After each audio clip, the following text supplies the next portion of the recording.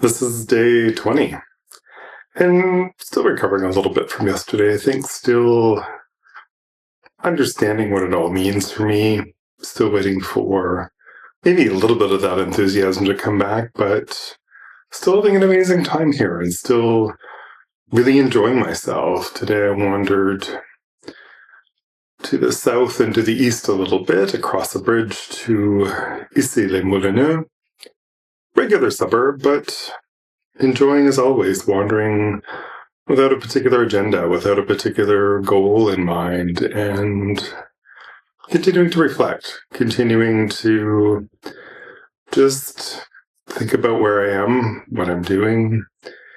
I was reflecting on the idea of identity a little bit. I don't know if you've had the experience where you see your name on a credit card or a piece of mail or your driver's license, and there's a little bit of a sense of perhaps self as construct, I think, that my name sometimes feels like me and sometimes doesn't, and it has nothing to do with my name. It's really around who are we, really, and what does that name mean? When I see it on a credit card, I know that it exists in a credit file, and it is a piece of data somewhere in a giant database. And there's probably a time when I felt less like me, that I felt more often those were social constructs, to see my name on a business card or on an email, and it felt like there was maybe more distance between the idea of me and who I truly felt as me.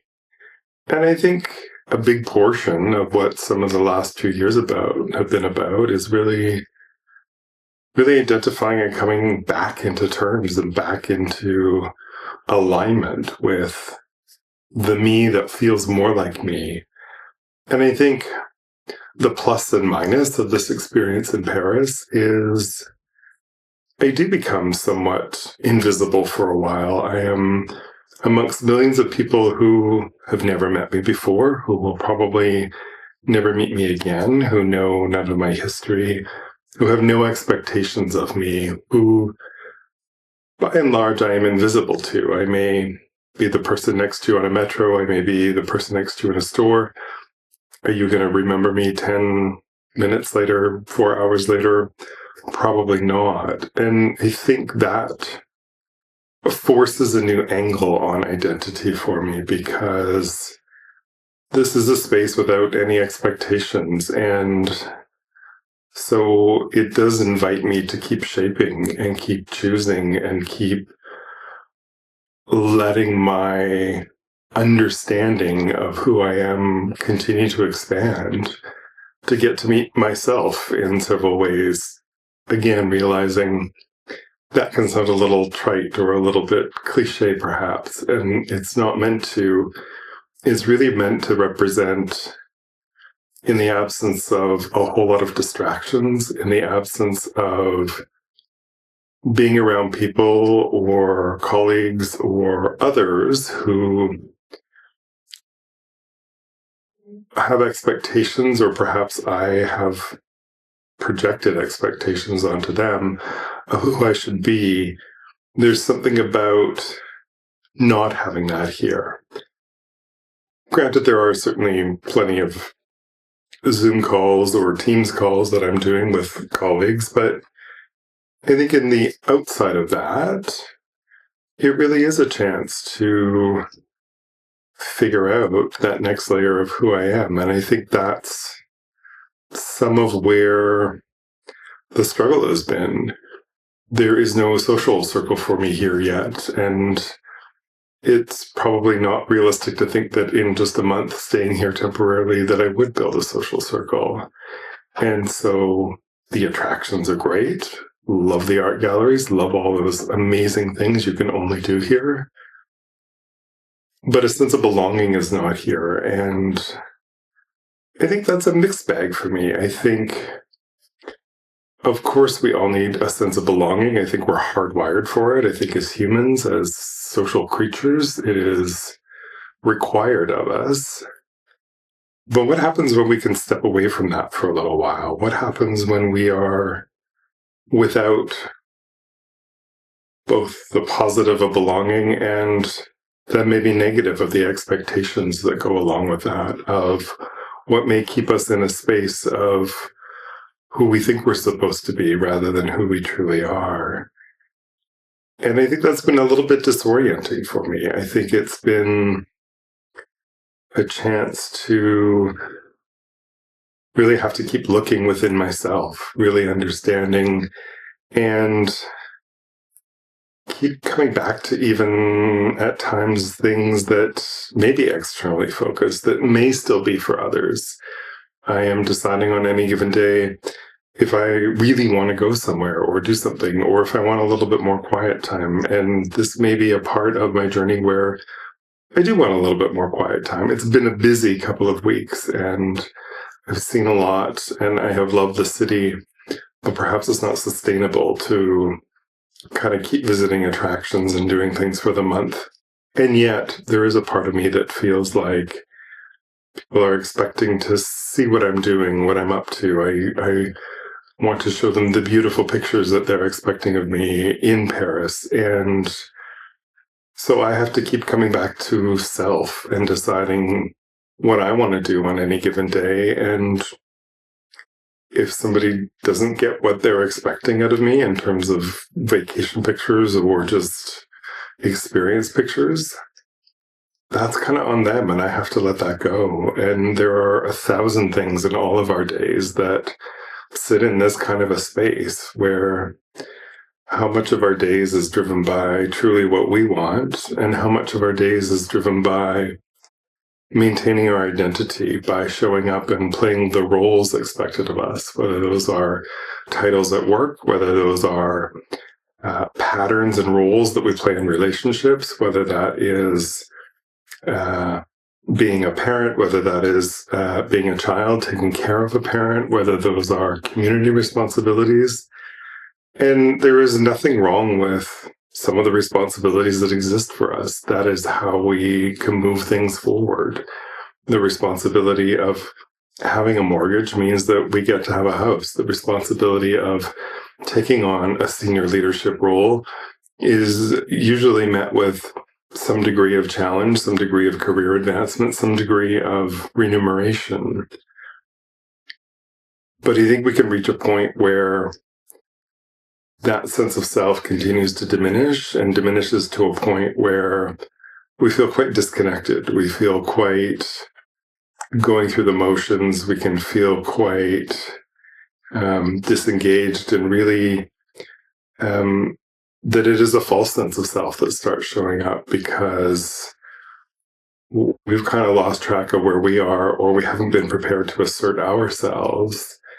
And we can end up with sort of cardboard cutout versions of ourselves. And I have certainly had that at different periods in my life, in different roles, in different functions. And it is something I'm maybe more aware of, and a sense as I get older that it is something that I'm less willing to compromise on.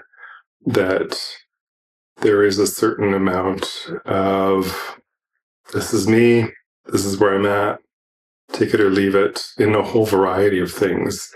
And I think, they talk in business around the classic, trying to be everything to all people is a bit of a recipe for failure. And I think even as ourselves, if we're trying to be all things to all people, I think that's equally a recipe for unhappiness and frustration.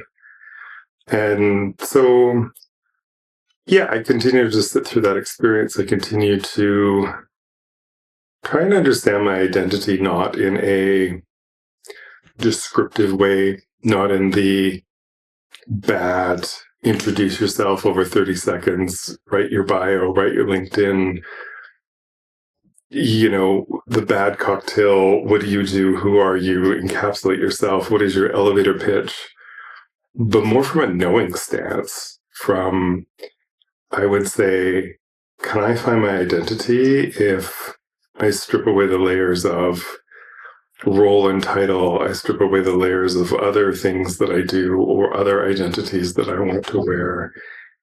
And can I still find a strong sense of self when I remove all of those? I think that I consider some of the challenge of this trip that I challenge myself to do. I was going to say I look forward to. I don't know if I truly look forward to it, but I think there is value in it, and it is an experience that I want to engage in and will appreciate going through. It may not be fun, but I don't think the purpose of it is actually fun. I think the purpose of it is to continue to find a certain grounding for myself, to continue to feel a sense of self that is unmovable and grounded and solid and isn't dependent on all of those outputs or all of those descriptors, all of those words. How much are our bios consisting of our degrees and our years of experience and what we are known for or celebrated for, or any of those sorts of things. I want to find the identity that doesn't depend on any of those, that appreciates them, that sees them as part of my lived experience, but doesn't use them as a crutch to find a sense of worthiness, to find a sense of